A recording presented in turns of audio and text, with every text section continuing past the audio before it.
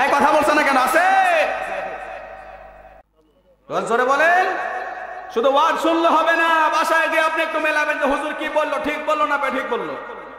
সূরা নামল আয়াত নাম্বার 34। ওনার কি যোগ্যতা নেই?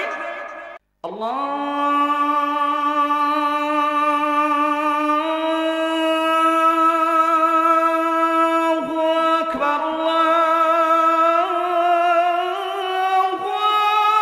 আকবার। আসেন আমরা কোরআন থেকে কিছু কথা শুনবো। আল্লাহ পাক যদি আমাকে হেদায়েত তৌফিক দেয়, যতটুকু পারে কোরআন থেকে বলার চেষ্টা করব। শুনবেন তো ইনশাআল্লাহ? যেহেতু আজকে আবার অনেক শীত, কিন্তু দেখেন প্যান্ডেলের ভিতরে শীত প্রবেশ করছে, কিন্তু কোরআন যেখানে আছে সেখানে পৃথিবীর কোনো বস্তু প্রাণী কোরআনের ব্যক্তিদেরকে, কোরআনের প্রতিষ্ঠানগুলোকে হার মানাতে পারে না। পারে নাকি বলেন? আমরা এমন একটা ক্লাসে আছি, এই ক্লাসের যে সাবজেক্ট নিয়ে আজকে কথা হবে, এই সাবজেক্টের নাম কি বলেন তো? জোরে বলেন। এই কোরআন। এই কোরআন কি জিনিস আজকে আমরা এটা শুনবো ইনশাআল্লাহ। আজকে বাংলাদেশে অনেক বক্তা আছে, যে বক্তাগুলো স্টেট পেলে দলীয় কথা আর কিস্সা কাহিনী দিয়ে মাহফিল শেষ করে দেয়। রাজনীতি, পুরাই রাজনীতি। যেটা কোরআনে নেও সেটাই বলে, যেটা আছে সেটাও বলে, যেটা নেই সেটাও বলে। আমরা কি এগুলো শুনবো? আমি তো এখানে বিএনপির চেয়ারম্যান হতে আসি নাই, ভোট চাইতে আসি নাই, আওয়ামী লীগের আসি নাই, আমি জামাত ইসলামের শিবিরের আমি কোনোভাবে আসি নাই। আমার এখানে একটাই পরিচয়, আমি বক্তা, আপনারা শ্রোতা। আমাকে এখানে আনছে কোরআন থেকে কথা বলার জন্য, আর আপনারা শুনবেন, নাকি এর বাইরে কোনো? এত কোরআনের কথা পড়ে থাকার পরও মানুষ দেখা যাচ্ছে অধিকাংশ বক্তা কিস্সা কাহিনী করে। এবার আসেন তো কোরআনের কথা কিভাবে বলা আছে। ১৫০০ বছর আগে কোরআনে কারীম জানিয়েছেন, কুল লাউ কানাল বাহরু মিদাদাল লিকালিমাতি রাব্বি ওয়ালাউ জিনা বিমিসলিহি মাদাদা। জোরে বলেন আল্লাহু আকবার। আল্লাহ পাক জানিয়েছেন, হে নবী মুহাম্মদ, এই পৃথিবীতে যতগুলো গাছপালা আছে, সমস্ত গাছপালাকে যদি আপনি কলম বানিয়ে দেন, সমস্ত দরিয়ার পানি যদি আপনি কালি বানিয়ে দেন, সমস্ত গাছগুলো ফুরিয়ে যাবে, দরিয়ার পানিও শেষ হয়ে যাবে, তারপরও আল্লাহর কোরআনের হক কথাগুলো শেষ হবে না। তাহলে আপনি একবার চিন্তা করেন তো, দুনিয়ার গাছগুলোকে আল্লাহ কলম বানাতে বলেছে, দরিয়ার পানিগুলোকে আল্লাহ কালি বানাতে বলেছে। এই দুনিয়ার গাছগুলো শেষ হয়ে যাবে, ক্ষয় হয়ে যাবে আল্লাহর কোরআন লিখতে লিখতে। এই কালি নামক দুনিয়ার পানিগুলো শেষ হয়ে যাবে আল্লাহর কোরআনের কথাগুলো লিখতে লিখতে। তারপরও আল্লাহর কোরআনের এই কথাগুলো কোনোদিন শেষ হবে না। বলেন আল্লাহু আকবার। আপনাদের লাহেরিয়া আশপাশে কতগুলো গাছ আছে হিসাব করা যাবে? কথা বলেন। আল্লাহর সৃষ্টি কিন্তু 3 শ্রেণীর। শোনেন, আল্লাহর সৃষ্টি 3 শ্রেণীর। একটা হচ্ছে ডিম্ব থেকে বের হবে, আরেকটা হচ্ছে মাটি ফেটে বের হবে, আরেকটা মা বাবার মেলামেশার মাধ্যমে বের হবে। কথা বুঝলেন? মাখলুকাত কত হাজার বলেন তো? জানেন না? কত হাজার মাখলুকাত? 18,000 মাখলুকাতকে 3 দিয়ে আপনি একবার গুণ দেন, 6,000 মাখলুকাতকে আল্লাহ রাব্বুল আলামিন মাটি ফেটে বের করিয়েছে।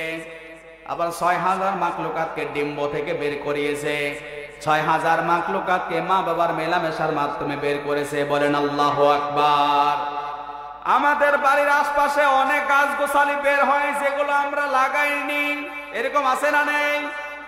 কিন্তু তারপরও সেগুলোকে আমরা ভোগ করি, কোনো সমস্যা নেই।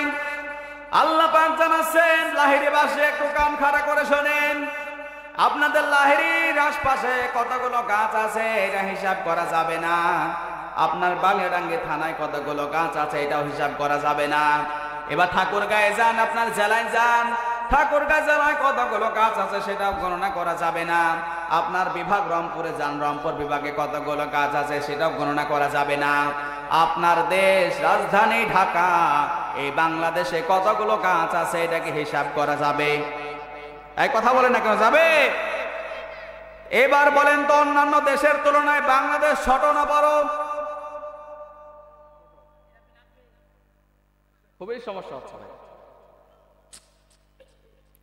অন্যান্য দেশের তুলনায় বাংলাদেশ কিন্তু ছোট। এই যে পার্শ্ববর্তী একটা দেশ ভারত, এই বাংলাদেশটা যদি হয় 29টা, ভারত একা একটা। আমেরিকা, বাংলাদেশটা যদি হয় 58টা, আমেরিকা একা একটা। তাহলে ওই হিসেবে বাংলাদেশ অনেক ছোট। তাহলে এবার একটু ব্রেনে প্রশ্ন করে দেখেন যে ছোট্ট একটা বাংলাদেশ, এই বাংলাদেশের গাছগুলো যদি আপনি গণনা করতে না পারেন, ভারতের গাছ গণনা করা যাবে? এই কথা বলছে না কেন? আমেরিকার গাছগুলো গণনা করা যাবে? একটা দেশে একটা জঙ্গল আছে, অ্যামাজন জঙ্গল, নাম শুনেছেন? অ্যামাজন জঙ্গল, এত বড় জঙ্গল। বাংলাদেশটা যদি হয় 36টা, অ্যামাজন জঙ্গল একা একটা। আল্লাহু আকবার বলেন। অ্যামাজন জঙ্গল সরজেন্তন জঙ্গল না, আগুন লেগেছিল 14 মাস বিভিন্ন ধরনের সরকারি কর্মকর্তাদেরকে দিয়ে আগুন নেভানোর চেষ্টা করেছে। 14 মাস লেগেছে আগুন নেভাতে ওই জঙ্গলে। তাহলে একটু চিন্তা করে দেখেন এই জঙ্গল কত বড়। আল্লাহ পাক জানাচ্ছেন সারা পৃথিবীর গাছগুলোকে তোমরা যদি কলমের মতো কেটে কেটে লেখা শুরু করো, আর দরিয়ার পানি যদি কালি বানিয়ে দাও। আপনাদের এলাকায় নদী পুকুর আছে না নেই? নেই? আটলান্টিক মহাসাগর, প্রশান্ত মহাসাগর, এইরকম বাংলাদেশের তুলনায় অন্যান্য দেশে অনেক বড় বড় সাগর রয়েছে, মহাসাগর গুলো রয়েছে। আল্লাহ পাক বলেন সেইগুলোকে তোমরা যদি কালি বানিয়ে দাও, সমস্ত দরিয়ার পানিকে যদি কালি বানিয়ে দাও, তারপরও আল্লাহর কোরআনের কথা কোনোদিন শেষ হবে না। আমার ভাইরা এই কথা কি জন্য বললাম? তাহলে যেখানে আল্লাহর কোরআনের কথা বলে এবং লেখে শেষ হবে না, আপনি ওইখানে কিসসা কাহিনী করছেন কোন কায়দায়? আমার তো বুঝে আসে না। কথা বলছে না কেন? আমি ওই কিসসা কাহিনী করতে পারবো 3 ঘন্টা, কোনো সমস্যা নেই। কিন্তু মরার পরে আল্লাহ পাক আমাকে আগে বলবে, বেটা তোর সামনে কোরআন ছিল, কোরআন জানা ছিল, তারপরও তুমি মানুষের সামনে কোরআন বলো নাই, আগে আমার বাটাম ফাটাবে। কথা বলছে না কেন ভাই? আল্লাহকে আমাকে ধরবে, তুমি কোরআন বলো নাই কেন? তুমি যদি ওই দিন কোরআনের তাফসীর করতে, হয়তো একজন মানুষ শুনে হেদায়েত হতো। কথা বলেন ঠিক না বে ঠিক? কিন্তু তুমি কিসসা কাহিনী করার জন্য ওই মানুষগুলো হেদায়েত হয়নি। সেদিন আল্লাহ পাক আজকে ওই দিন প্রথমে আমাকেই ধরবে। আল্লাহ পাক জানিয়েছেন দুনিয়ার মানুষেরা পৃথিবীতে যেখানে যাও, যে প্রান্তে যাও, যে কাজ করো না কেন, আল্লাহর কোরআনকে ধরে রাখো। আল্লাহর কোরআনকে যারা নিজের সংবিধান মনে করে জীবন যাপন করবে, ওই মানুষটার মৃত্যুর পরে জান্নাতুল ফেরদাউস দান করে দেবেন। জোরে বলেন তিনি কে? আমি যদি এখানে সারা রাত ওয়াজ করি কোনো লাভ নেই। যদি আপনি ফজর না পড়েন লাভ আছে নাকি বলেন? সারা রাত ওয়াজ শুনলেন কিন্তু কোনো লাভ হচ্ছে না। এর কারণ হচ্ছে আমরা অনেক ওয়াজ শুনি, খুব ভালো লাগছে বক্তাকে, কিন্তু ফজরের সময় লাভ সারি না। এরকম লোক আছে না নেই? আমার ভাইরা, এই যে আজকে মাহফিলের প্রধান বক্তা জালালউদ্দিন রুমি, আপনারা যদি ওনাকে মিস করেন কোনো সমস্যা নেই। আমি জুনাইদ আল হাবিব, আমাকে যদি মিস করেন কোনো সমস্যা নেই। আমাদের সে বড় হুজুর আছে কিন্তু সামনে, ফজর আলী হুজুর। কথা বলছে না কেন? ফজর আলী হুজুরকে চেনেন? চেনেন? ওকে মিস করলে খবর আছে, ওই জেন তেন খবর না, ফেরেশতারা মরার পরে বাটাম ফাটাবে। দেখবেন ফজরের সময় একটা ডাক আসে, বলেন তো ওই ডাকটার নাম কি? কথা বলেন। এলাকায় আজান হয় না ভাই? দেখবেন এরকম একটা ছোট্ট বাণী, সরলা মধুর কণ্ঠস্বরে একটা ডাক আসবে,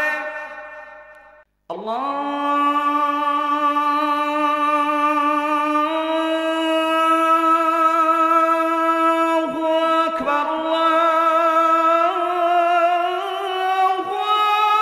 আকবার। এরকম ডাক আসে না? এই ডাক শোনার পরে যারা ঘুম থেকে ওঠে না, কিয়ামতের ময়দানে, তিরমিজি শরীফের হাদিস, কিয়ামতের ময়দানে আল্লাহ রাব্বুল আলামিন তাদেরকে 4টা আযাব দেবে। তার মধ্যে সর্বপ্রথম আযাব হলো আল্লাহ পাক তার সাথে কথা বলবে না। আল্লাহ পাক যদি আপনার সাথে কথা না বলে ওই ব্যক্তিকে জান্নাতে যেতে পারবে? কথা বলছে না কেন পারবে? এই যে বর্তমান সময়ে আওয়ামী লীগ বিএনপি যেভাবে মারামারি চলছিল, দুইজন দুইজনকে সহ্য করতে পারে না। বিএনপির কোন নেতা যদি আওয়ামী লীগের কাছে গিয়ে বলছে ভাই আমার একটা চাকরি লাগবে, চাকরি দিয়ে দেন, ও বেটা কথা বলবে না, মুখ ভরিয়ে নেবে। এরকম হয়েছে কি হয় না বলেন? বিএনপির কোন নেতা আওয়ামী লীগের কাছে চাইতেই পারে না কোন চাকরি বাকরির জন্য, ব্যাগ দিয়ে দিয়েছে। তাহলে দুনিয়ার সামান্য একটু ক্ষমতার জন্য ওই মানুষ আপনার প্রতি মন খারাপ হয়েছে, তাই আপনাকে চাকরি দিল না। কিন্তু আল্লাহ, আপনি আল্লাহর কোরআনটাকে অমান্য করেছেন, মানেন নাই, আল্লাহ আপনাকে জান্নাত দেবে। কথা বলেন, জান্নাত দেবে। ওই ঈমান নিয়ে তো আপনার জান্নাত যাওয়া হবে না। ঈমান কেমন মজবুত করা লাগবে এবার একটু আসেন তো। আল্লাহ পাক জানিয়েছেন দুনিয়ার মানুষেরা, আমি একটা কিতাব দিয়েছি, যালিকাল কিতাবু লা রাইবা ফীহি হুদান লিল মুত্তাকিন। জোরে বলেন আল্লাহু আকবার। আল্লাহ পাক জানিয়েছেন এই কিতাব এমন একটা কিতাব, এই কিতাবের মধ্যে কোনো ভেজাল নেই, কোনো সন্দেহ নেই। এই কিতাব যারা মানতে পারবে আল্লাহ পাক তাদেরকে মুত্তাকি বানিয়ে দেবে। জোরে বলেন সুবহানাল্লাহ। এই মুত্তাকিদের স্থান তো আর যেমন তেমন জায়গায় না। মুত্তাকিদের স্থান হলো আল্লাহর আরশের নিচে। সুবহানাল্লাহ বলতে পারেন নাই? আমরা আল্লাহর আরশের নিচে ছায়া চাই, আল্লাহর জান্নাত চাই, সব কিছু চাই, কিন্তু আল্লাহর দেওয়া কাজগুলো আমরা করি না। আমরা এরকম মুসলমান। আজ অধিকাংশ মানুষ জুব্বা পরে, পাঞ্জাবি পরে, টুপি পরে। জুব্বা পাঞ্জাবি টুপি পরলে শুধু মুসলমান হওয়া যায় না, মুসলমানের ঘরে জন্ম নিলে মুসলমান হওয়া যায় না। যদি আপনি বাস্তবে মুসলমান মুমিন দাবি করেন, সর্বপ্রথম আপনার ভিতরে থাকা লাগবে আল কোরআন। কিন্তু আজকে আমাদের ভিতরে তো কোরআন নেই। কোরআন আছে? বাসায় গিয়ে দেখেন তো আজকে কতগুলো বই আপনার ভিতরে, বাসার ভিতরে। কতবার আপনি পেপার পড়েন, গল্পের বই পড়েন, কিন্তু এই কিতাবটা একবার আপনি খুলে দেখেন না। শুধু কোরআন পড়লেই হবে না, কোরআনের ব্যাখ্যা তাফসীর আপনাকে জানা লাগবে। কথা বলছে না কেন? এখন আপনি হাফেজ হয়ে গেলেন, কোরআন 30 পারা মুখস্থ করলেন, হয়ে গেল না। আপনি যে পরিবার চালাবেন কিভাবে, কোরআন দিয়ে পরিবার চালাবেন কিভাবে, কোরআন আপনি মুখস্থ পড়বেন না দেখে পড়বেন, ওটা দেখার বিষয় না। আপনি এই কোরআন পড়ার সাথে সাথে ব্যাখ্যা করা লাগবে, অনুবাদ করা লাগবে, কি বলেছে না বলেছে। আমার ভাইরা, এই দোষ আপনার আমার না, এই দোষ হলো তাদের যারা উপর লেভেলে ক্ষমতার চেয়ারে বসেছিল তাদের। কথা বলছে না কেন? বাংলাদেশে যেমন কোন ব্যক্তি যদি দুর্নীতি করে, দুদক তার বাড়িতে চলে যায়, ওই মানুষগুলোকে গ্রেফতার করে থানায় নিয়ে যায় বা তাদের হাজতে নিয়ে যায়। দুর্নীতি করলে যেমন দুদক রেখেছে, আজ বাংলাদেশে কোরআন ছাড়া যারা চলতো না, যারা নামাজ পড়তো না, তাদেরকেও যদি দুদক ধরিয়ে নিত, বাংলাদেশে বিশ্বাস করেন অটোমেটিকলি মানুষ আল্লাহর ভয়ে না, দুদকের ভয়ে মসজিদ ভরে যেত। বাংলাদেশে যেমন চালু হয়েছে, যারা জুয়া খেলবে, মদ খাবে, তাদেরকে ধরো আর জেলে ভরো, ঠিক তেমনি ভাবে এই সিস্টেম যদি ওই সংসদে চালু করানো হতো, যারা সুদ খায়, ঘুষ খায়, তাদেরকেও ধরো আর জেলে ভরো, একটাও সুদার ঘুষদার কি থাকতো? এই কথা বলছে না কেন? তার মানে মেন প্রবলেম হচ্ছে ওই জায়গায় যারা উপর লেভেলে ক্ষমতায় আছে, ওরা যদি এটা চালু না করে, আপনার আমার দ্বারা কোনোদিন দেশ পরিবর্তন হবে না। কারণ বাংলাদেশের কিছু প্রশাসনের ব্যক্তি আছে, পুলিশ, আর্মি, বিডিআর, র্যাব, সেনাবাহিনী, এদেরকে দিয়ে সরকার যদি একটু পাছা লাল করতো, দেখবেন অটোমেটিকলি মানুষ সুদ ঘুষ বন্ধ করে দিত। কথা বলছে না কেন? আমার ভাইরাই যে কথা কি জন্য বললাম, এই বাংলাদেশে কোরআন দিয়ে দেশ পরিচালনা করার বদলে অন্য দেশের সংবিধান দিয়ে বাংলাদেশ চলতো। এই বাংলাদেশের সংবিধান দিয়ে কিন্তু বাংলাদেশ চলতো না। আমরা জানি যে বাংলাদেশের সংবিধান অনুযায়ী বাংলাদেশ চলছে, আসলে না। এই বাংলাদেশ চলতো ওই দাদা বাবুদের সংবিধান অনুযায়ী। আমার ভাইরা, হুব্বুল ওয়াতানুল ঈমান। আপনি যদি আপনার দেশকে মন থেকে ভালোবাসেন, এটা একটা ঈমানের অঙ্গ। কিন্তু আমরা দেখেছি 5 আগস্টের আগে ও দেশকে তো দূরে থাক, ভালোবাসার দেশকে বাস মেরে গেছে। কথা বলেন। এই যে বাংলাদেশে বড় বড় আলেমরা ছিল, 116 জন আলেমের নামে তালিকা করা হলো। 116 জন আলেম কোরআন থেকে তাফসির করে বলে সরকার তাদের নাম লিস্ট করলো, যে এদেরকে যেখানে পাবে সেখানে তাদেরকে হাজতে নেবে।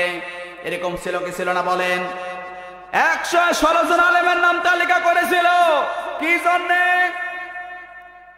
সরকার বুঝতে পেরেছে যে এই হুজুররা যেভাবে কোরআন থেকে তাফসির করে, জনগণ যদি একবার জানতে পারে আমরা অবৈধভাবে ক্ষমতায় আছি, জনগণ কিন্তু আমাদের চেয়ার রাখবে না, চেয়ার ভেঙে চুরমার করে দেবে। আমার ভাইরা, এই যে 116 জন আলেমের নামে তালিকা হয়েছিল, এর মূল পরামর্শদাতা ছিল এই কাওয়া কাদের। ছিলেন না? এই কাওয়া কাদেরকে বলেছিল হাসিনাকে যে আপনি এই মূল যারা স্কলার বড় বড় যারা বক্তা তাদেরকে ধরেন আর জেলের মধ্যে ঢুকায়া দেন, তাহলে তাদের কথা বলা বন্ধ হয়ে যাবে, জাতি জানতে পারবে না যে আপনি অবৈধভাবে চেয়ারে বসে আছেন। আমার ভাইরা, এই ওবায়দুল কাদের ছিল কিন্তু সবচাইতে বড় মূল পরামর্শদাতা। সবচাইতে জঘন্য কাজ যেগুলো করেছে সব ওবায়দুল কাদেরের সিগনেচার হয়েছে। কথা বলেন। আপনি 116 জন আলেমের নামে তালিকা করলেন, আজকে কোথায় গেলেন? এখন আপনি তালিকা করেন তো, ওর বাপ পারবে? হ্যাঁ, খুব বলেছিল খেলা হবে। হ্যাঁ, বলবো একটু বলবো? পালাবো না, কোথায় পালাবো? প্রয়োজনে ফখরুল সাহেবের বাসায় গিয়ে উঠবে। এ কথা বলছে না কেন? ফখরুল সাহেব যখন বালিরাঙ্গিতে আসলেন, উনি বলছে ঠাকুরগাঁয়ে আমার ঘরের দরজা খুলে দেখি কাওয়া কাদের তো নাই। আরবাউন মান কুন্না মান কানা মুনাফিকান খালিসা, যার ভিতরে 4টি গুণ থাকবে সে টাটকা মুনাফিক। তার মধ্যে যে 1 নম্বরে মিথ্যা কথা বলবে, 2 নম্বরে ওয়াদা দিয়ে ওয়াদা রাখবে না। ওবায়দুল কাদের ভিতরে এই 2টাই আছে, ও টাটকা মুনাফিক। আমার ভাইরা, এবার আসেন। আপনি আলেমের বিরুদ্ধে গেলেন, মানলাম। কোরআনের বিরুদ্ধে গেলেন, তাও মানলাম। যখন আপনি দেশের বিরুদ্ধে যাবেন, দেশ যদি না থাকে, দেশ যদি পরিচালনা না হয়, তাহলে কি ওই দেশে কোরআন থাকবে? কথা বলেন, থাকবে? বাংলাদেশটা কিন্তু বাংলাদেশ সোনার বাংলাদেশ ছিল না। আমার মনে হয় এই বাংলাদেশটা সোনার বাংলাদেশ হয়েছে 5 আগস্টের পর থেকে। কারণ যে আলেমরা কোরআন থেকে কথা বলার স্বাধীনতা পেত না, তাহলে ওই দেশটা সোনার বাংলাদেশ হতে পারে না। কথা বলেন। 1971 সালের আগে শেখ মুজিবুর রহমান বলেছিল এই দেশ স্বাধীন করার জন্য যার হাতে যা কিছু আছে, লাঠি, বল্লম, তলোয়ার, যা কিছু আছে তাই নিয়ে মাঠে নেমে যাও। আমাদের একটাই সংগ্রাম, এই বাংলাদেশটাকে স্বাধীন করা লাগবে। কিন্তু বাংলাদেশ যখন স্বাধীন হয়ে গেল, কিন্তু এই স্বাধীন বাংলাদেশে হুজুররা স্বাধীনভাবে কোরআনের কথা বলতে পারে না। আল্লাহ পাক জানিয়েছেন, কোন জালেম আর কোন আলেম, এই আলেম জালেম যদি ক্ষমতায় আসে, আলেম যদি ক্ষমতায় আসে ওই দেশে 4টি কাজ করবে, আর কোন জালেমও যদি ক্ষমতায় আসে ওই দেশে 4টি কাজ করবে। শুনবেন ভাই, শুনবেন। আল্লাহ পাক জানিয়েছেন, ফাইদা দখলু ক্বারিয়াতান আফসাদুহা ওয়া জাআলু ইজ্জাতা আহলিহা আযিল্লা ওয়া কাযালিকা ইয়াফআলুন। সূরা বলেন আল্লাহু আকবার। আমার ভাইরা, এবার একটু খেয়াল করেন। মহান আল্লাহ পাক জানিয়েছেন, এই পৃথিবীতে কোন জালেম যদি ক্ষমতায় আসে ওই দেশে ওই জালেম 4টি কাজ করবে, আর কোন আলেম যদি ওই দেশে ক্ষমতায় আসে ওই আলেম ওই দেশে 4টি কাজ করবে। এবার বলেন তো, আমরা এই দেশে ক্ষমতায় যারা আসবে ওদেরকে আলেম চাই না জালেম চাই? জোরে বলেন। যদি আপনি একজন জালেমকে ক্ষমতায় বসান, ও আপনার রক্ত শুকুনের মতো চুষে খাবে, কথা বলেন। আর যদি আপনি একজন আলেমকে ক্ষমতায় বসান, ওই আলেম কাউকে না ভয় করলো আল্লাহকে ভয় করে আপনার হক আপনাকে আদায় করে দেবে। কিন্তু আজকে তো আমরা ওই নেতার পিছনে ছুটি না, এমন নেতার পিছনে ছুটি যে নেতা ঠিক মতো সালামটাও দিতে পারে না। কথা বলছে না কেন? এই যে দেখবেন সামনে ইলেকশন আসবে, এক একজন নেতার সালামের স্টাইল শুনবেন, আমরা শুনেওছি। সালাম দেয় আপনাকে কিভাবে? সালাম আলাইকুম। কি এরকম আছে না নেই? এই সালাম আলাইকুম মানে কি? আপনি একবার আরেক হুজুরকে প্রশ্ন করেন তো, সালাম আলাইকুম, আপনি ধ্বংস হন আর আমাকে ভোটটা দেন। কথা বলছে না কেন? আপনাকে ধ্বংস হতে বলে আরো নিজে ভোট চায়, নিজের পেট ভরাতে চায়। আর আমরা তো হুজুরকে বাঙালি, ওই 2-3 টাকা একটা চা, ওই চা পেয়ে কিন্তু আমরা এক বাটপারকে আপনার যে ভোট, ওই ভোটটা আপনি বাটপারকে দিয়ে দিলেন। ও জয় হওয়ার সাথে সাথে তার পরের দিন থেকে আপনার রক্ত চোষা শুরু করেছে, আপনি টের পাচ্ছেন না। এই কথা বলছে না কেন? আছে আমার ভাইরা। এই জন্য আল্লাহ পাক জানিয়েছেন, ফাইদা দখালু কারয়াতান আফসাদুহা ওয়া জাআলু আ'ইজ্জাতা আহলিহা আযিল্লা ওয়া কাযালিকা ইয়াফআলুন। আওয়াজ দিয়ে বলেন আল্লাহু আকবার। আরেকটা আওয়াজ দিয়ে বলেন আল্লাহু আকবার। আল্লাহ পাক জানিয়েছেন, হে নবী মুহাম্মদ, পৃথিবীতে কোন জালেম যদি ক্ষমতায় আসে ওই দেশে ওই জালেম কাজ করবে 4টা। জোরে বলেন কয়টা? আরো জোরে বলেন। কোন জালেম যদি ক্ষমতায় আসে ওই দেশে ওই জালেম কাজ করবে 4টা। এখন আপনি যে নেতার পিছনে আছেন, ওই নেতার যদি এই 4টা গুণ থাকে, ওকে বাদ দেওয়া লাগবে। রাজি আছেন তো? রাজি আছেন? এই 4টা গুণ যদি ওই নেতার ভিতরে থাকে, ওই নেতাকে আজ থেকে এই মুহূর্তে তওবা করে নেতার পিছন থেকে বাদ দেওয়া লাগবে। আমি সূরা নাম্বার বলে দিচ্ছি। সূরা নাম হচ্ছে সূরা নমল, আয়াত নাম্বার 34। কোন সূরা? জোরে বলেন। শুধু ওয়াজ শুনলে হবে না, বাসায় গিয়ে আপনি একটু মেলাবেন যে হুজুর কি বললো, ঠিক বললো না ঠিক বললো। সূরা নমল আয়াত নাম্বার 34। আল্লামা ইমাম তাইমিয়া রাহমাতুল্লাহ আলাইহি তাফসীরের মধ্যে জানিয়েছেন, ওই জালেম যদি ক্ষমতায় আসে 1 নম্বরে কাজ করবে, ওই দেশে এমন কোন জায়গা থাকবে না যেখানে ওই জালেম ফিতনা ফাসাদ করবে না। আপনি একটু খেয়াল করে দেখেন, 5 আগস্টের আগে আমরা দেখেছি যতগুলো ফিতনা ফাসাদ বিশৃঙ্খলা করেছে সবই ওই দাদা বাবুদের লোক। এই কথা বলছে না কেন? এমন কোন জায়গা নাই যেখানে তারা ফিতনা ফাসাদ করে নাই, বিশৃঙ্খলা করে নাই। বাংলার মানুষ জেনেছে সবচাইতে ফিতনা ফাসাদ হয়েছে আজকে কোরআনের মঞ্চগুলোতে। হুজুররা যখন কোরআনের কথা বলতো, মূর্খ সুর্খ নেতা আমাদেরকে বলতো এই কথা বলা যাবে না, ওই কথা বলা যাবে না। যে মানুষটা ওই যে বায়ের উপরে 1 নক্তা 2 নক্তা দিলে কি হবে ওই সেটাও জানে না, সে আমাদেরকে শেখাচ্ছে। কথা বলছে না কেন? হুজুরদের ভুল ধরে অথচ পায়খানা করে পানি ঢালা দোয়াও জানে না।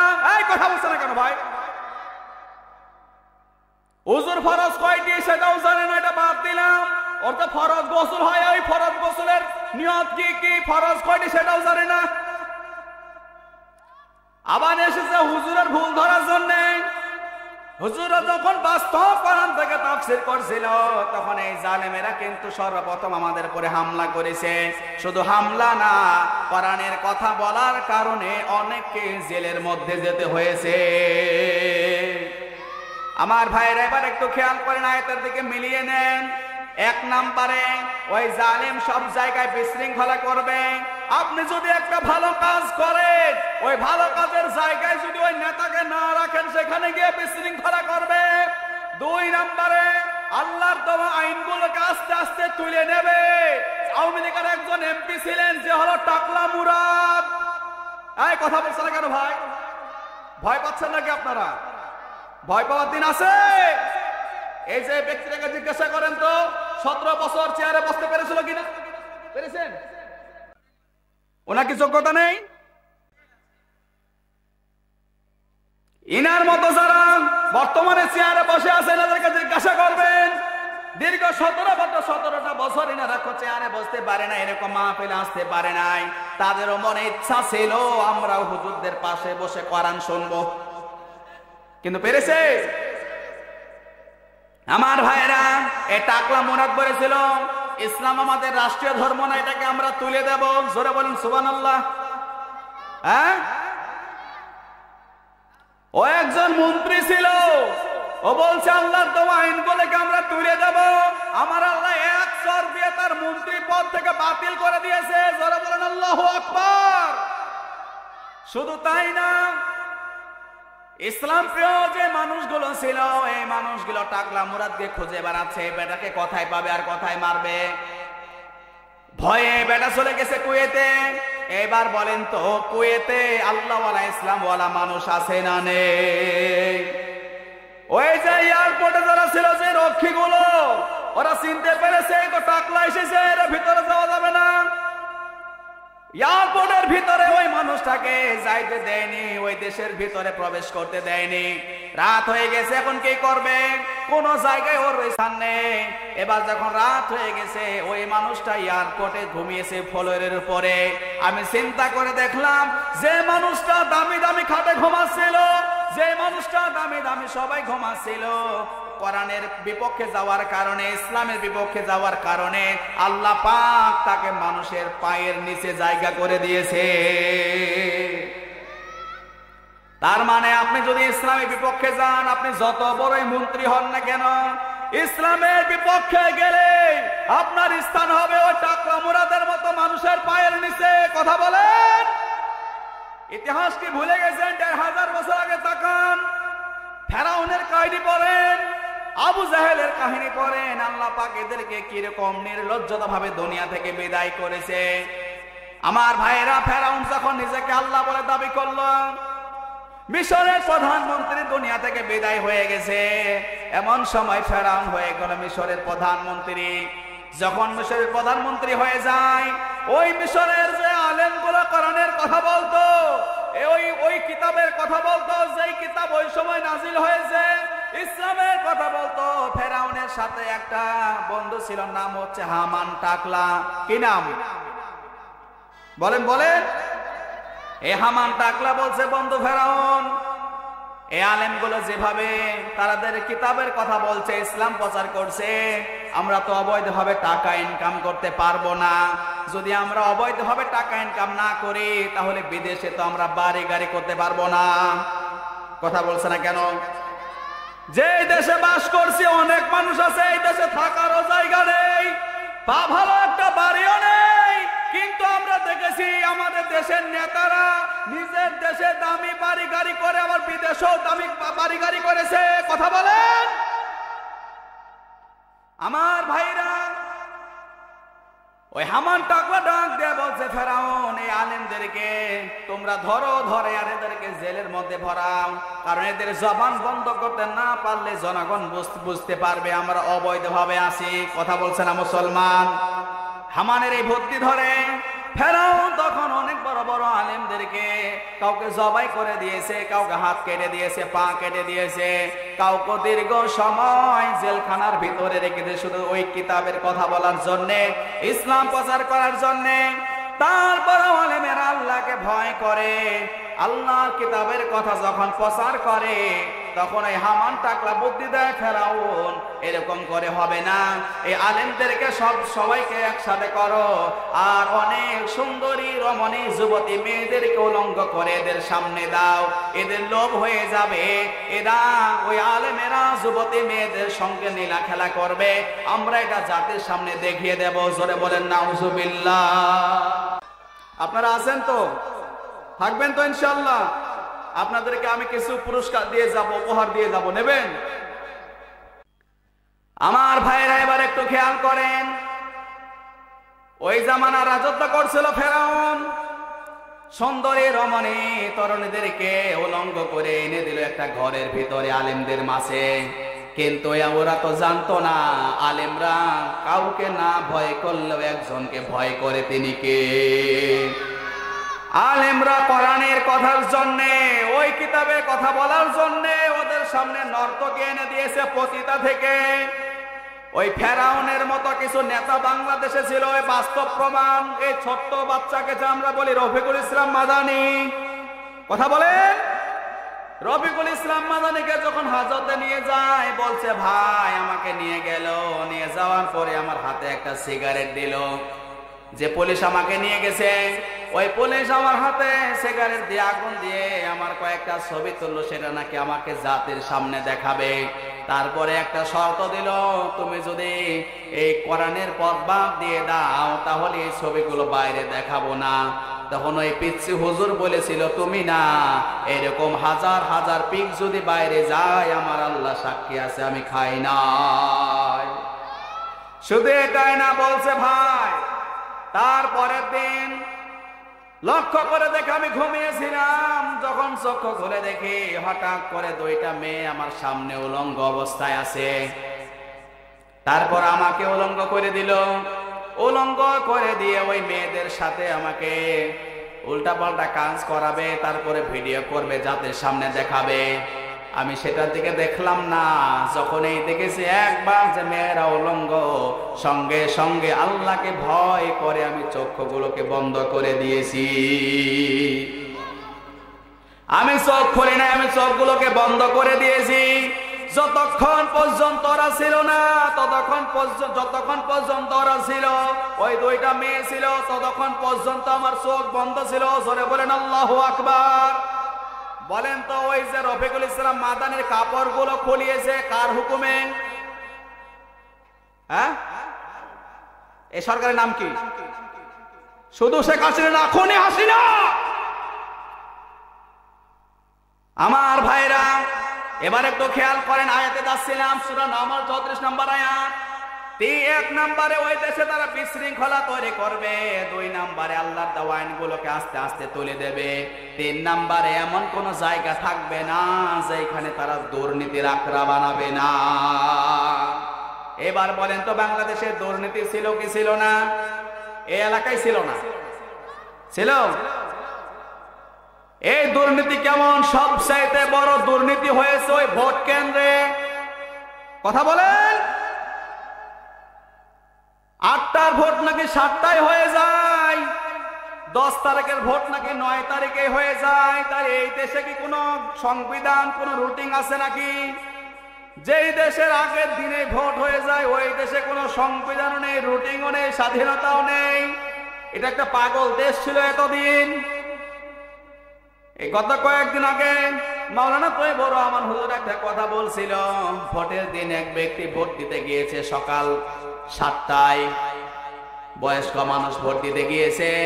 যাওয়ার পরে এক ব্যক্তি বলছে, চাচা আপনি কোথায় যাবেন? বলছে ভোট দিতে যাব। বলছে চাচা এখন বাজে 7টা, আপনার তো ভোট হয়ে গেছে 6টায়। জোরে বলেন সুবহানাল্লাহ। ও আসছে 7টায়, ভোট হয়ে গেছে 6টায়। বলছে চাচা শুধু আপনার না, আপনার বউয়েরও ভোট হয়ে গেছে। এই মানুষটা এক জায়গায় বসে কান্না শুরু করেছে। কিছুক্ষণ পরে ওই ব্যক্তি ডাক দিয়ে বলছে, চাচা আপনি কান্না করেন কেন? আপনার ভোটটা যে আমরাই দিয়েছি এই জন্য নাকি? বলছে না, আমার বউ মারা যাওয়ার 5 বছর হয়ে গেল, যে ভোট দিতে আসলো আমাকে দেখা করে গেল না, এই জন্যই কান্না করি। চিন্তা করা যায়, যেই দেশে মরা মানুষের ভোট হয় ওই দেশের নাম বাংলাদেশ। এই কথা বলছে না কেন? এরকম কি আমরা আর চাই? কথা বলেন। দেশের এমন কোন অফিস আদালত দপ্তর নেই যেখানে দুর্নীতি ছিল না। যে ছেলেগুলো বাস্তবে মাস্টার্স কমপ্লিট করে নিজের সততা যোগ্যতা নিয়ে চাকরি পাওয়ার যোগ্য, এই ছেলেগুলো এখন চালায় রিক্সা। কথা বলছে না কেন? আর যেগুলো নিজের সিগনেচারটা করতে পারে না, এদেরকে এখন বানিয়েছে ডিসি আর এসপি। কথা বলেন। আমার ভাইরা, আমার দেশটা মূর্খ দেশ না। আমার দেশে অনেক ভাইরা রয়েছে রয়েছে যারা রিক্সা চালায় কিন্তু ইংলিশ থেকে A to Z কথা বলে, এরা ওই চাকরি না পেয়ে পাচ্ছে এখন মূর্খ শুক্র মানুষেরা। দুর্নীতির মধ্যে এটাও পড়ে কি পড়ে না? কথা বলেন। আপনি চাকরি নিতে যাবেন, এমপি সাহেবকে বললেন স্যার আমার ছেলেটাকে চাকরি দেন, ব্যবস্থা করে দেন, মাস্টার্স কমপ্লিট করেছে, MA কমপ্লিট করেছে। এমপি সাহেব কানে কানে এসে বলছে বেটা কিছু হাদিয়া দে। ওকে হাদিয়া নাও না কিছু, কি নাম বলেন তো? এলাকায় কি আছে? আমার ভাইরা এইরকম হাদিয়া বাংলাদেশে আছে না নেই? এলাকায় আছে না নেই? আল্লাহ পাক জানিয়েছেন যারা আমি আল্লাহর রিজিক দেওয়ার পরও, ইনকাম দেওয়ার পরও যারা অবৈধভাবে ইনকাম করে তাদের ক্ষতি হবে দুইটা। জোরে বলেন কয়টা?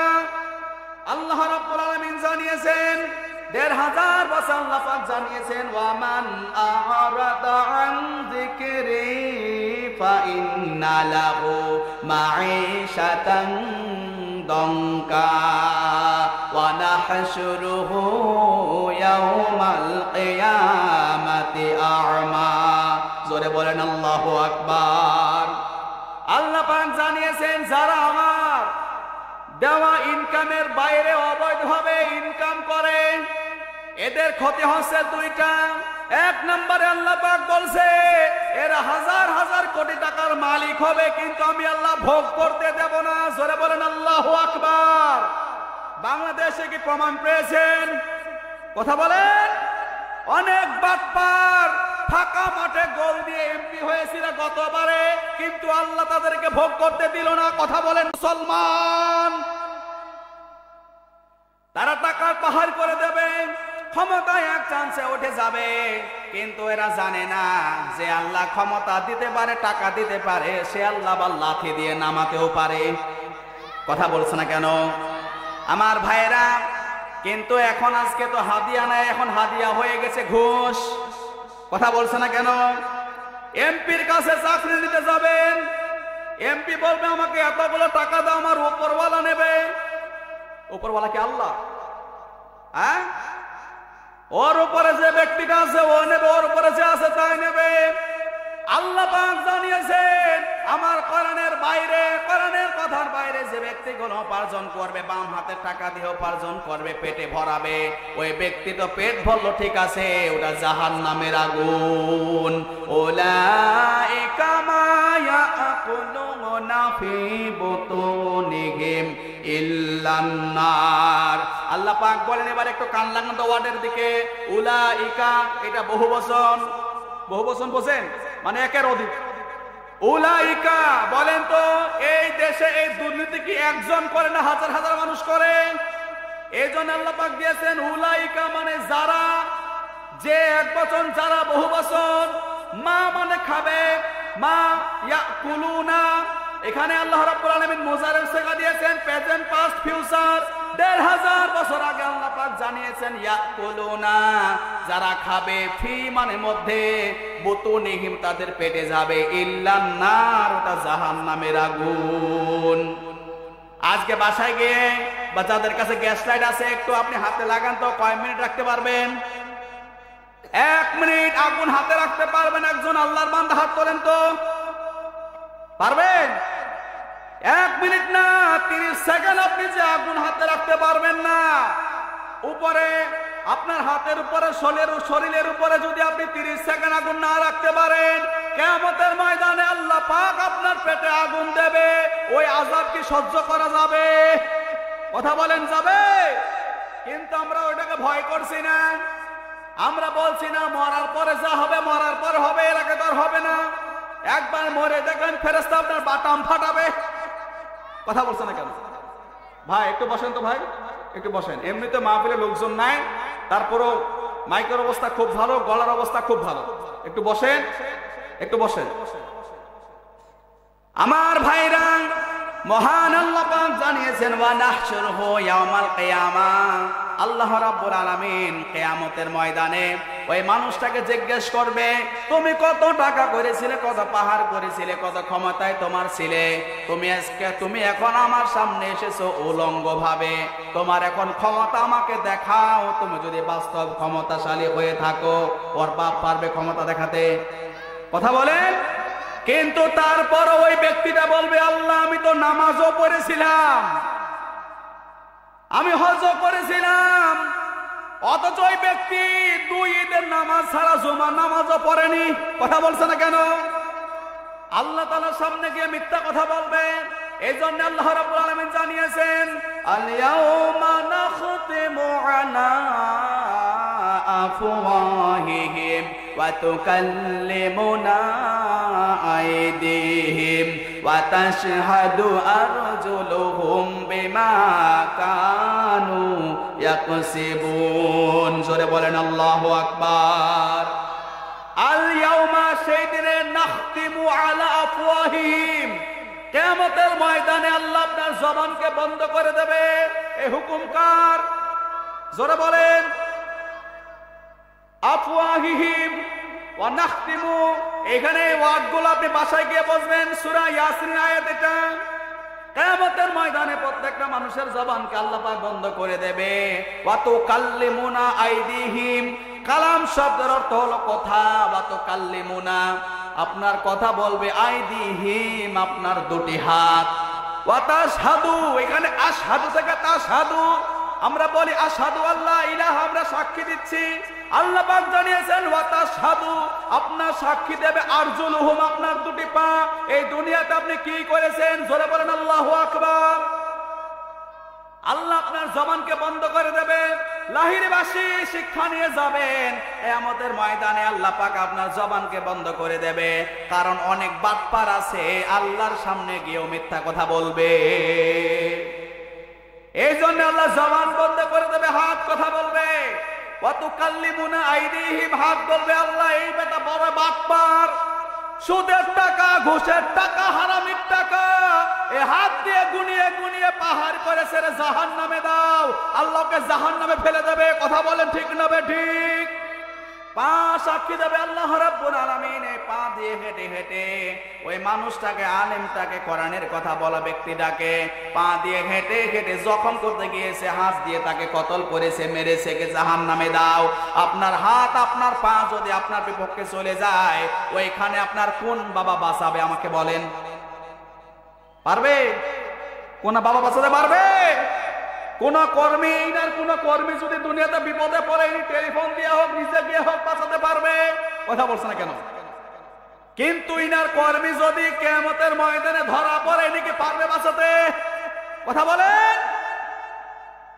আমার ভাইরা, এই জন্য আল্লাহ পাক জানিয়েছেন, বান্দা তুমি দুনিয়াতে যত কিছু করেছো আমার কাছে সব কিছু মূল্যহীন। তুমি যা কিছু করেছো বাম হাতে উপার্জন দিয়ে করেছো, উপার্জন করেছো সেটা মানলাম, কিন্তু উপার্জনের টাকা সব ব্যয় করেছো যাত্রা, প্যান্ডেলে, মদ আর জুয়ায়। কথা বলছে না কেন মুসলমান? আমার ভাইরা, এখন ওই নেতার পেছনে তো আমরা স্লোগান দিচ্ছি, আমার ভাই, তোমার ভাই, অমুক ভাই, তমুক ভাই, অমুক ভাইয়ের চরিত্র কুকুরের মতো পবিত্র, নামাজ নাই 1 ওয়াক্ত, গাঁজা খায় 5 ওয়াক্ত। কথা বলছে না কেন?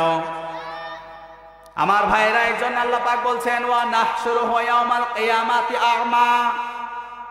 2 নম্বরে আল্লাহ রাব্বুল আলামিন, আপনি যখন মরে যাবেন, এই টাকা পয়সা রেখে যাবেন দুনিয়াতে, ওগুলো ভোগ করবে আপনার স্ত্রী, আপনার সন্তানেরা। কিন্তু আল্লাহ পাক বলেন, তারা যে এই টাকাটা খরচ করবে, ব্যয় করবে, সব হারামের পথে। আর ওই টাকা তার স্ত্রী, সন্তান যত টাকা হারাম পথে ব্যয় করবে, প্রত্যেকটা গুনাহ ওই নেতার আমলনামায় ফালাক সিলেট হবে। কথা কি বুঝলেন? আপনি এই দুনিয়াতে যদি একটা ভালো কাজ করে যান, কবরে বসে বসে আপনি সওয়াব পাবেন। আর আপনি দুনিয়াতে যদি একটা গাজার গাছ লাগিয়ে যান, কবরে বসে কি জান্নাত পাবেন? এই কথা বলছে না কেন? আমার ভাইরা, এই জন্য আল্লাহ পাক বলছে, 1 নম্বরে আমি ওই ধন দৌলতের মধ্যে, টাকা পয়সার মধ্যে বরকত দেব না। কিন্তু বাংলাদেশে আমরা টের পেয়েছি, গত বছর, আগের বছর আমি গিয়েছিলাম ময়মনসিংহে একটা মাহফিলে, শিক্ষার জন্য কথাটা বলছি ভাই। যাওয়ার পরে এক মন্ত্রীর বাড়িতে আমার খাওয়া দাওয়া ছিল। মাহফিলে যখন গাড়ি ব্রেক করে আমি ওই মন্ত্রীর বাসায় আমাকে ওঠালো, আমি গেলাম। একজন ব্যক্তি বলছে, হুজুর আপনি আল্লাহর ওলির বাসায় গেলেন। আমি তো অবাক হয়ে গেলাম, কি এই মন্ত্রী আবার আল্লাহর ওলি হইল কিভাবে? কিছুক্ষণ পরে শুনে ও তো ওলি, কিন্তু শয়তানের টাটকা ওলি। যখন বাড়ির ভিতরে গেলাম, যাওয়ার পরে অনেক খাওয়া দাওয়ার আয়োজন করেছে, আইটেম অনেক করেছে, না হলো 15 থেকে 20টা আইটেম। ওনার এক বড় ভাই লন্ডনে থাকে, হরিং এর খামার করেছে। আমি আসবো বলে বিমানে করে একটা হরিং পাঠিয়েছে যে হুজুরকে হরিং এর গোশত খাওয়াবেন।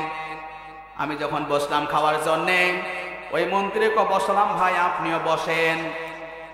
আল্লাহর কসম খেয়ে বলছে, মিথ্যা কথা বলবো না, ও যতগুলো টাকা ইনকাম করেছে 95% সব হারাম আর বাম টাকা ইনকাম। আমার ভাইরা, যখন ওনাকে নিয়ে বসলাম, ভাই বসেন খাওয়া দাওয়া করবো, আমার সময় হয়ে গেছে, আমি স্টেজে উঠবো।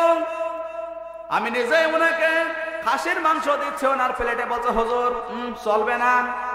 গরুর মাংস দিচ্ছি, বলছে চলবে না। হরিং এর মাংসটাও দিচ্ছি, চলবে না। কোনটাই তার চলবে না। শেষে দেখলাম পেঁয়াজ ছাড়া আলু ভর্তা দিয়ে ভাত খেয়েছে ওই ব্যক্তি। তার মানে আল্লাহ বলছে, বান্দা আমি তোমাকে সব দিয়েছি, কিন্তু ভোগ করতে দেব। জোরে বলেন, দেব। আল্লাহকে সব দিয়েছে, কিন্তু ভোগ করতে দেয় নাই। দিয়েছে। আজ বাংলাদেশে এরকম ওই বাম হাতে যারা ইনকাম করে, আপনি তাদের দিকে লক্ষ্য করেন তো, পেঁয়াজ খেতে পারে না, গরু খেতে পারে না। আর যারা সৎ পথ উপার্জন করে, ওই রিস্কাওয়ালার বাড়িতে গিয়ে দেখেন সব খায়, রাতে বউকে নিয়ে টাটকা ঘুম দেয়। আল্লাহ রাব্বুল আলামিন জানিয়েছেন, ওয়া নাহশুরুহু ইয়াওমাল কিয়ামাতি আ'মা। 2 নাম্বার ক্ষতি হচ্ছে, কিয়ামতের ময়দানে ওই বান্দাকে আল্লাহ পাক অন্ধ করে দেবে। কি করে দেবে বলেন? অন্ধ করে দেবে, চোখ থাকবে না। আমার ভাইরা, তখন এই মানুষগুলো বলবে, ক্বালা রাব্বি লিমান হাশারতানি আ'মা ওয়া ক্বাদ কুনতু বাসীরা। আল্লাহ পাক ডাক দিয়ে বলবে, ওই মানুষগুলো ডাক দিয়ে বলবে, আল্লাহ দুনিয়াতে আমরা তো চক্ষুমান ছিলাম, আমরা চোখ দিয়ে দেখছিলাম, এখন কেন আমরা অন্ধ হয়ে গেছি? কেন আজকে আমরা অন্ধ হয়ে গেছি? আমরা কিছু দেখতে পাচ্ছি না কেন? তখন আল্লাহ রাব্বুল আলামিন ডাক দিয়ে বলবে, ক্বালা কাযালিকা আতাতকা আয়াতুনা ফানাসিতাহা ওয়া কাযালিকা ইয়াউমা তুনসা। আল্লাহ রাব্বুল আলামিন ডাক দিয়ে বলবে, তোমার কাছে আমার নবী গিয়েছিল, তোমাদের কাছে আমার কিতাব কোরআন গিয়েছিল, তোমাদের কাছে আলেমরা কথা বলতে গিয়েছিল। অসৎ ভাবে টাকা উপার্জন করো না, হারাম ভাবে উপার্জন করো না। তোমরা মুখ ফিরিয়ে নিয়েছিলে, তোমরা দেখার মতো না দেখো ভান করেছিলে, তোমরা দুনিয়াতে দেখার পরও যে না দেখার ভান করেছিলে। এই জন্য আমি আল্লাহ আজকে কিয়ামতের ময়দানে তোমার চক্ষুগুলোকে বাস্তবে অন্ধ করে দিয়েছি। জোরে বলেন আল্লাহু আকবার। কথা কি বুঝলেন? আল্লামা ইমাম তাইমিয়া রাহমাতুল্লাহ আলাইহি আয়াতের ব্যাখ্যা করছেন, ওই মানুষগুলো বলবে, আল্লাহ আমরা দুনিয়াতে দেখতে পেয়েছিলাম, সব কিছু আমাদের ভালো ছিল, আজ কেন আমরা অন্ধ হয়ে গেলাম? আল্লাহ পাক তখন বলবে, ওই দুনিয়াতে যত আলেম তোমাদের মাঝে গিয়েছে, মনে করেন এই ব্যক্তি আমার পাশে বসে আছে, আমি কোরআন থেকে কথা বলছি, ইনি শোনেও না শোনার ভান করে থাকলো। কথা কি বুঝলেন? বোঝানোর জন্য বলছি, ইনি শোনেও না শোনার ভান করে থাকলো, মনে হয় শোনেও না দেখেও না। আল্লাহ পাক বলে, বান্দা তুমি যে ওই দুনিয়াতে দেখার পরও দেখোনি, এই জন্য আমি আল্লাহ আজকে অন্ধ করে দিলাম। জোরে বলেন আল্লাহু আকবার। আল্লাহ যদি কিয়ামতের ময়দানে কোন বান্দাকে অন্ধ করে দেয়, কোন বান্দাকে দরিদ্র ভাবে রাখে, ও কোনদিন শান্তি পাবে? কথা বলেন না কেন পাবে? এই জন্য আল্লাহ পাক জানিয়েছেন, কোন বান্দা কোন বান্দি পৃথিবীর যে প্রান্তে থাকুক না কেন, আপনি যদি কোরআনের বিপক্ষে যান, আপনাকে মরতে হবে আবু জেহেলের মতো।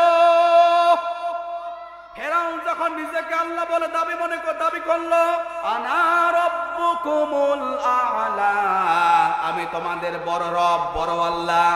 ফেরাউন নিজেকে আল্লাহ বলে দাবি করছে। এলাকাবাসী মানুষেরা দৌড় দিয়ে এসে বলছে, ফেরাউন তোমার জমিনের দিকে তাকিয়ে দেখো, জমি একবারে ফেটে চূর্ণ বিচূর্ণ হয়ে যাচ্ছে। তুমি যদি বাস্তবে আল্লাহ হয়ে থাকো, আমাদেরকে পানি দান করো। ওর বাপ পারবে? এই কথা বলেন না কেন, পারবে?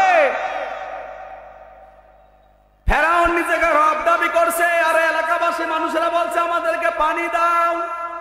কি করবে, আর কোনো উপায় পাচ্ছে না। মজার কাহিনী সামনে আসেন, বলবো ভাই।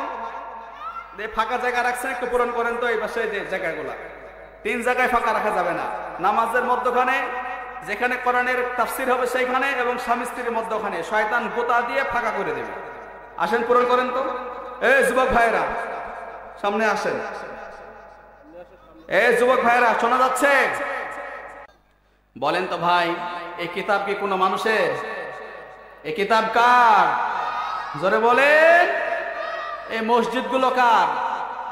কেউ মসজিদগুলো যদি ভাঙতে আসে, আমরা কিন্তু সর্বোচ্চ পরিমাণে আমাদের শক্তি দিয়ে মোকাবেলা করব, কিন্তু আমাদের শক্তি যদি কম থাকে, আমরা কি পারবো?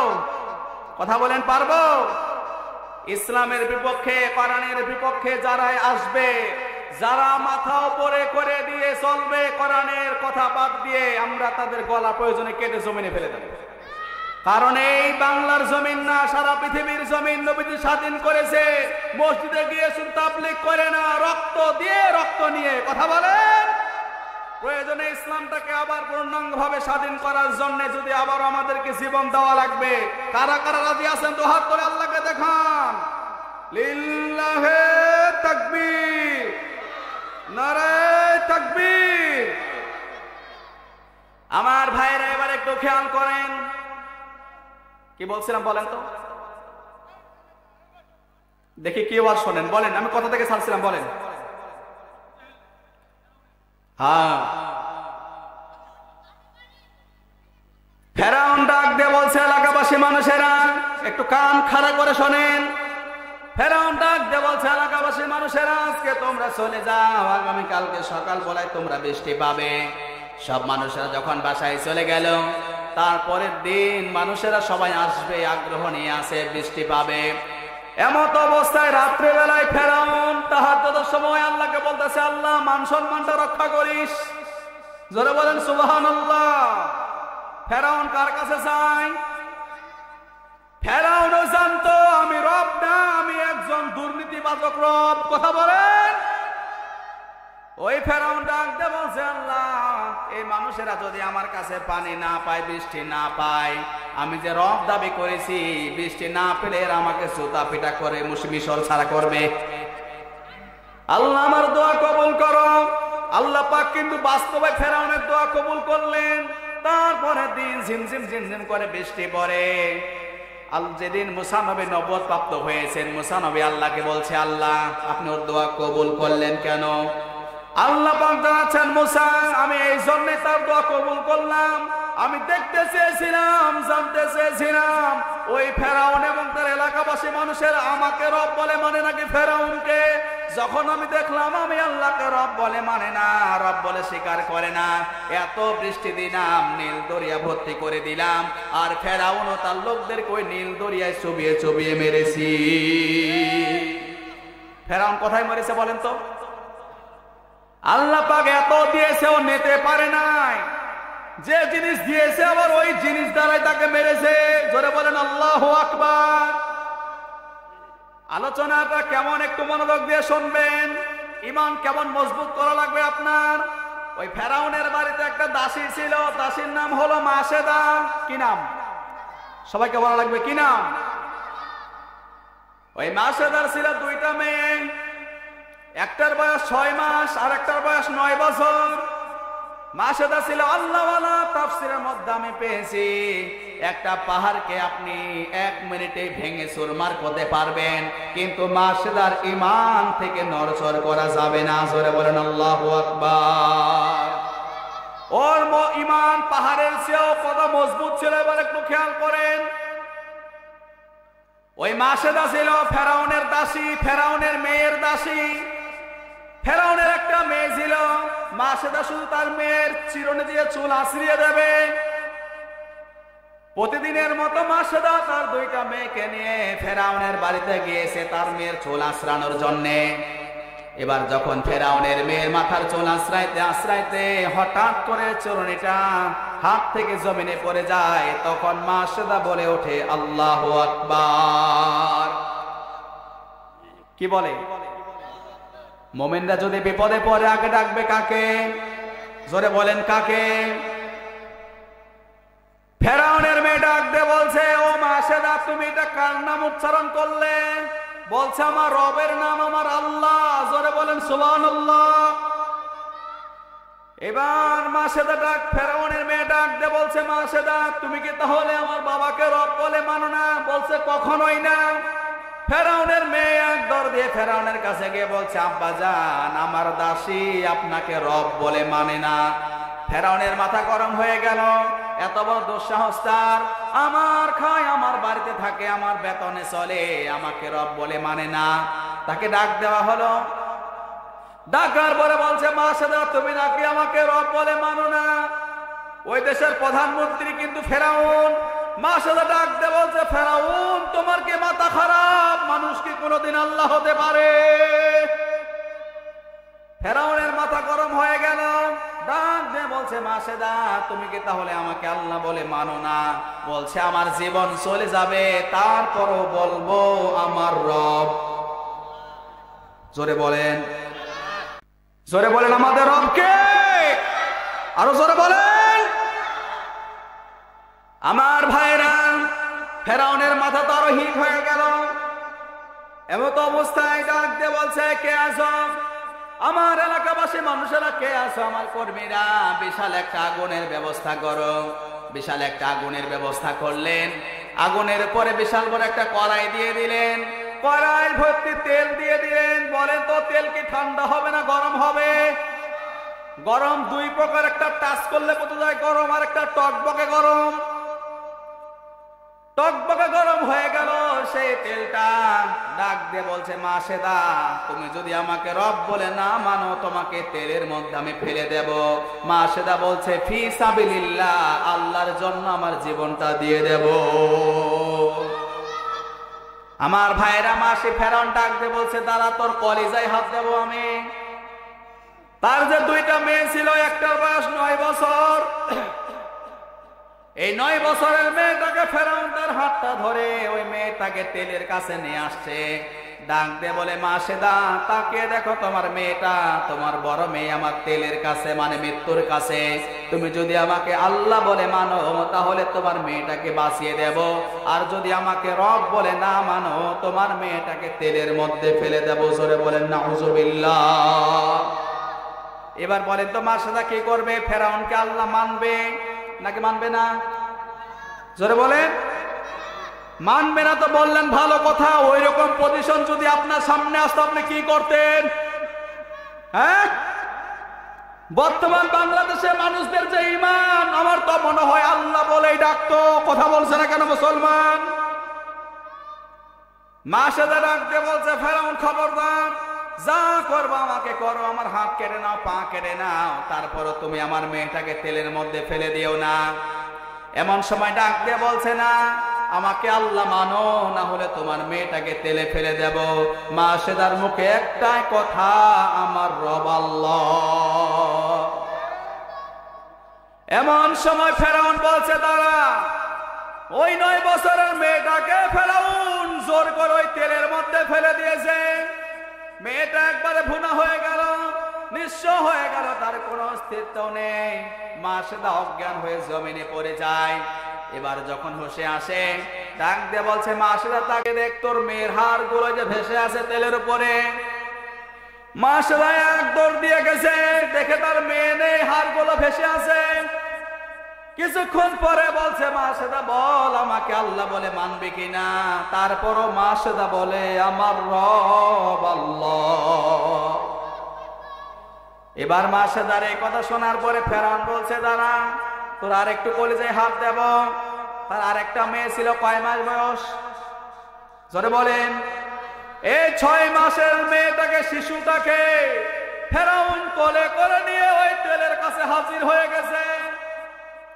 ডাক দিয়ে বলছে, মাসেদা তাকিয়ে দেখ, তোর এই 6 মাসের শিশুটা আমার কোলে মৃত্যুর কাছে, আমাকে যদি আল্লাহ না মানো তোমার মেয়েটাকে তেলের মধ্যে ফেলে দেব। এবার মার সাথে ডাক দিয়ে বলছে, ফেরাউন তোমার তো সন্তান নেই, তুমি সন্তানের মায়া মর্যাদা বুঝবে না। কথা বলেন ঠিক না ঠিক? যার সন্তান নেই অত মায়া বুঝবে না। ডাক দিয়ে বলছে, ফেরাউন তোমার কোনো সন্তান নেই, ছেলেও নেই, মেয়ে নেই, তুমি এই জন্য মর্যাদা বুঝবে না, আমার মেয়েটাকে তুমি মেরো না। কিন্তু ফেরাউনের মুখে একটাই কথা, তুমি আমাকে আল্লাহ মানো, তোমার মেয়েটাকে বাঁচিয়ে দেব। এবার মাসেদা তারপরও বলছে, আমার রব। আওয়াজ দিয়ে বলেন তিনি কে? জোরে বলেন। এই কথা শোনার সঙ্গে সঙ্গে নিষ্ঠুর পাষাণ ফেরাউন 6 মাসের শিশুটাকেও তেলের মধ্যে ফেলে দেয়। মেয়েটা একবারে বুড়ো হয়ে যায়, নিঃস্ব হয়ে যায়, কোনো কিছু নাই, হাড়গুলো শুধু সঙ্গে সঙ্গে ভেসে উঠেছে।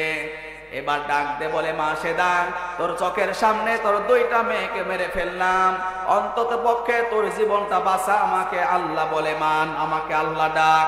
মাসেদা ডাক দে বলছে, ফেরাউন যাকে যে 2টাকে নিয়ে আমার বাঁচার কথা ছিল ওই 2টা তো আমার নাই, তুই বল তোর নিজ ইচ্ছায় আমাকে তেলের মধ্যে ফেলবি নাকি আমি নিজেই পড়ে যাব? মাসেদার এই কথা শুনে ফেরাউন অবাক হয়ে গেল। ফেরাউন বলছে, কি ব্যাপার? বাইরের মানুষ যদি জানতে পারে যে ফেরাউনের দাসী ফেরাউনকে আল্লাহ বলে মানে না, ওরা তো জুতা পেটা করবে। কথা বলেন। ফেরাউন ডাক দিয়ে বলছে, কে আসো? মাসেদাকে নিয়ে আসো, তেলের মধ্যে ফেলে দাও। এবার যখন ওই মাসেদাকে তেলের কাছে নিয়ে আসা হলো, হঠাৎ করে একটা ডাক আসে, মা। জোরে বলেন আল্লাহু আকবার। এই মা ডাকটা কোনো যুবকের ছিল না, যুবতীরও ছিল না, বয়স্কদেরও ছিল না, ছোট্ট একটা শিশুর ডাক ছিল। জোরে বলেন আল্লাহু আকবার। ফেরাউন অবাক হয়ে গেল, ছোট্ট বাচ্চার কণ্ঠে মা ডাক আওয়াজ আসে, ডাকটা তো দেওয়ার মতো কোনো শিশু এখানে নেই, কোনো ছোট বাচ্চাও নেই, তাহলে ডাক দিল কে? এবার মা সেটা যখন তেলের দিকে লক্ষ্য করে, তেলের দিকে লক্ষ্য করার সঙ্গে সঙ্গে দেখে তার 6 মাসের শিশুটা মা বলে ডাক দেয়। শুধুই তাই না, ওই 6 মাসের শিশুটা তেলের ভিতর থেকে ডাক দিয়ে বলছে, মা। উপর থেকে দেখা যায় আগুন, তাড়াতাড়ি ঝাঁপ দাও, নিচে আল্লাহর জান্নাত দেখা যায়। ওই মাসেদাকেও সঙ্গে সঙ্গে তেলের মধ্যে ফেলে দিল। ফেলে দেওয়ার পরে মাসেদা দুনিয়া থেকে বিদায় হয়ে যায়। আমার নবী মুহাম্মদ সাল্লাল্লাহু আলাইহি ওয়াসাল্লাম তিনি যখন নবুয়ত প্রাপ্ত হলেন, 40 বছর দিনা যখন বয়স জমলেন, নবুয়ত প্রাপ্ত হলেন। নবী হওয়ার পরে একদিন আলীকে ডাক দিয়ে বলছে, আলী আজকে আমি স্বপ্নে দেখলাম মাসেদা তার 2টা মেয়েকে ফেরাউন আগুনের তেলের উপরে ফেলে দুনিয়া থেকে বিদায় করেছে। আজকে আমি স্বপ্নে দেখলাম মাসেদা এবং তার 2টা মেয়ে জান্নাতে পাখি হয়ে জান্নাতে উড়ে বেড়াচ্ছে। আমার ভাইরা এবার বলেন তো, এরকম ঈমান কি আমাদের আছে? আমাদের মা বোনদের আছে? কথা বলেন। আমি আলোচনা করছিলাম কোন জালেম ক্ষমতায় আসলে 4টি কাজ করবে, মনে আছে? 1 নম্বরে সব জায়গায় বিশৃঙ্খলা করবে, 2 নম্বরে আল্লাহর দেওয়া আইনগুলোকে আস্তে আস্তে তুলে দেবে, 3 নম্বরে দুর্নীতির আখড়া বানাবে, 4 নম্বরে আহলিহা আজিল্লা। আপনি আয়াতটা